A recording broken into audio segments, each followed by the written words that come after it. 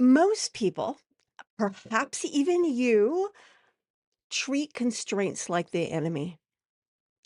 And that's exactly why you may be struggling with creativity. Your ideas may be falling flat.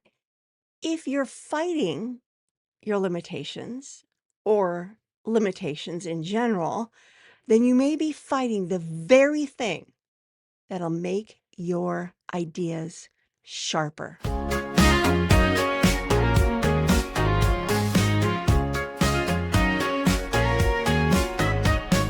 Pour a cup of clarity, sip a spark of insight. Coffee with karma, your morning feels just right. We've been conditioned to believe that freedom fuels originality. There's always these images of the muse traipsing along in her diaphanous gown. That's not how it works. She's probably more like a drill sergeant, honestly. The data and real world experience shows that freedom is not an enhancer of creativity, constraint is. It's kind of like the old phrase, necessity is the mother of invention. It's true. It is true. When you stop resisting constraints and start using them with intention, creativity stops feeling like it's chaotic and starts becoming reliable. Hi, my name is Carma Spence, and I help business and leadership experts write, publish, and market client attracting books that drive business growth and elevate your authority. If you're watching this video on YouTube, please like this video, subscribe to my channel, and ring the bell so that the YouTube algorithm knows that this video is for people like you who want to grow their business with books.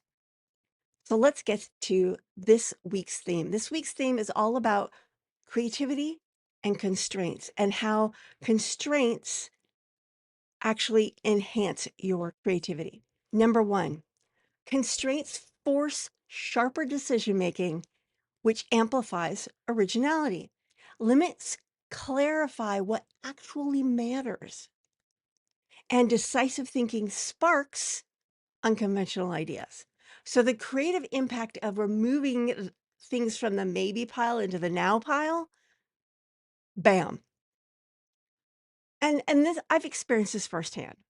Once, I'm going to say I was still in high school. I decided I was going to make up constraints and force my creativity by creating a poem framework where every like stanza had 3 lines and every line had 10 syllables. It took a little bit longer to write that poem, and it's not my best, but I did it. Using those constraints, I trained myself to create in this box. And I found this time and time again. Deadlines can force creativity as long as they're not too intense, because then they raise stress. And when you're stressed, you can't be creative. I've had to grow my business under all sorts of constraints, moving across the country, COVID. All these things have caused me and all these other entrepreneurs to have constraints outside of their control and therefore build more brilliant things. So stop fighting constraint. And on Wednesday, I will be coming back with some actionable things. This is the sort of the concept episode. Wednesday is the action episode, and Friday is the creative episode. So, number 2, purposeful boundaries create focus, and focus fuels breakthrough ideas. Boundaries protect attention, and constraint concentrates insight.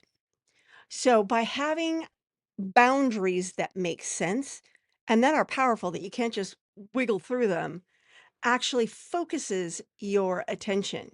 And when your attention's focused, you're more likely to get into flow, which is where creativity flourishes. Number 3, when you restrict inputs, your brain starts generating unexpected combinations.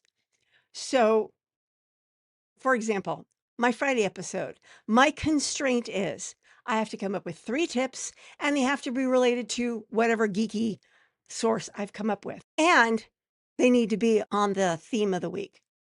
Those are 3 rules I follow every Friday. And you know what? I have a blast. And I have some amazingly creative not every episode works, it's an experiment, but some have been amazing. For example, on the 4th of July, I used the film Independence Day to come up with mindset information. Honestly, that was one of my best episodes. I was on fire. Another episode I did last year, was it last? No, not this past year, but the year before, I did episodes where every episode in August up into my birthday, because my birthday is in August, I chose a TV show that began the year I was born. And one of them was Ultraman. My Ultraman episode got shared on LinkedIn because, as the woman who shared it said, I was on fire. So when you build your constraints intelligently and you restrict the input so that you have to be creative, amazing things get. Does it always happen? No, because sometimes we're not firing on all cylinders. That's okay. But it's more likely to happen. It's kind of like adding kindling and the proper fuel to your fire so that you actually get a fire. If you don't put the right kindling in, the fire just kind of goes. Pfft.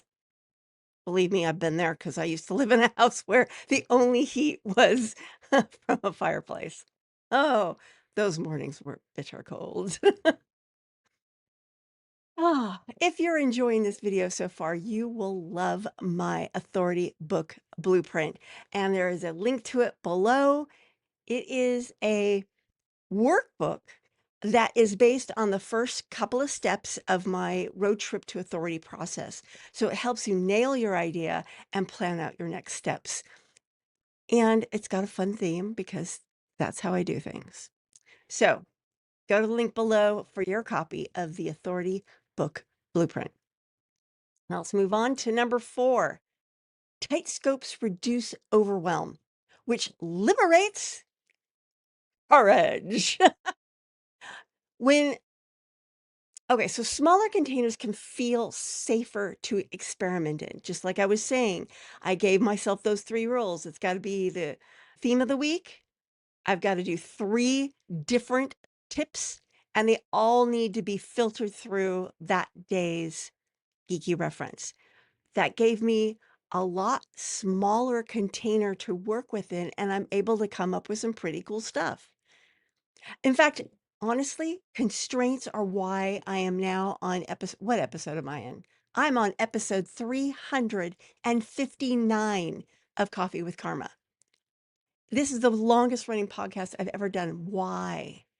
Because I built boundaries, containers, and rules around how I create this so that I'm not in decision overwhelm, which is where I was with the author switch, which will be coming back. I'm working on a much better framework for that show so that I can begin to sustain it. But that's the secret sauce of this show. The why I've been able to keep going is I gave myself boundaries, I limited scope, and I made rules that I follow. So it helps me be more creative and it helps prevent decision overwhelm. Number 5, clear constraints eliminate busy work and surface the true problem to solve. Constraints cut the noise. Finding the real challenge under the clutter, that's what accelerates your originality, that clarity. Once I landed on the rules I decided for this podcast, it started being fun and creative, and I absolutely love this podcast. Nobody could watch it, and I'd still do it because it is so much fun. And honestly, when I'm editing the videos, it shows. It shows that I'm having a good time. So I'm hoping that some of my enthusiasm for what I'm talking about will flow into you because a book really is one of the best tools you can have in business. It helps you get the speaking gigs. It helps you get the media attention. It helps you get clients. It helps you increase your visibility. It gives you content for social media. One book can be spun into so many different opportunities. It's crazy pants. And all those opportunities you want, a book is like an accelerator. It's like putting, that liquidy stuff you put on a, a barbecue. What's it called? Lighter fluid? Is it lighter fluid? You can tell I barbecue all the time. Not. Anyway, I hope that this episode has helped you understand how important constraints, boundaries, scope can help you be more creative. And on Wednesday, I will be sharing 3 easy ways to get better ideas in less time using the power of constraints. I will see you then. Until then, this is Carma Spence saying ciao for now.